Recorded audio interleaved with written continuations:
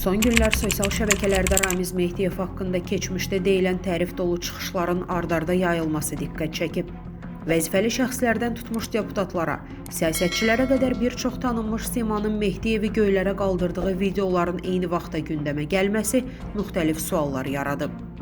Bəzi iddialar bunun həm Mehdiyevçi şəbəkənin ifşası, həm də həmin şəxslərin siyasi proseslərdən uzaqlaşdırılmasına hesablandığını deməyə əsas verir. Bu paylaşımlar təsadüfdür, yoxsa məqsədli şəkildə dövrəyə buraxılır? Qlobal Infoza danışan siyasi şərhçi Heydər Oğuz deyib ki, Rusiyaya bağlı 5-ci kolonun təmizlənməsi və zərərsizləşdirilməsi günün ən mühüm tələblərindəndir. Stat. Amma bunu şantaj predmetinə çevirib vaxtilə Ramiz Mehdiyev barəsində xoş sözlər söyləyən hər kəsi hədəfə almaq da doğru deyil. İstəsək də, istəməsək də o bu ölkənin idarəçiliyində mühüm vəzifələr tutan şəxs olub. Çoxu məhz bu səbəbdən Ramiz Mehdiyev barəsində xoş sözlər deyib.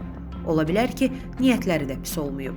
Sadəcə yüksəlişin yolunu bunda görüblər və belə vəziyyətin yaranmasının səbəbkarı onlar deyirlər. Ölkədəki mövcud durumun əsl zərər çəkəni olduqlarına görə onları qınamaq və şantaj etmək də ədalətə sığmır. Kimlərsə şantaj edərək susturmaq da bir zülümdür.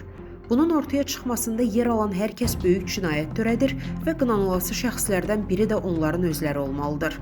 Statın sonu. Yazını tam halda şərh bölümündəki linkdən oxuya bilərsiniz. Əziz izləyicilər, xəbərlərdən məlumat əldə etmək üçün kanalımıza abunə ola bilərsiniz.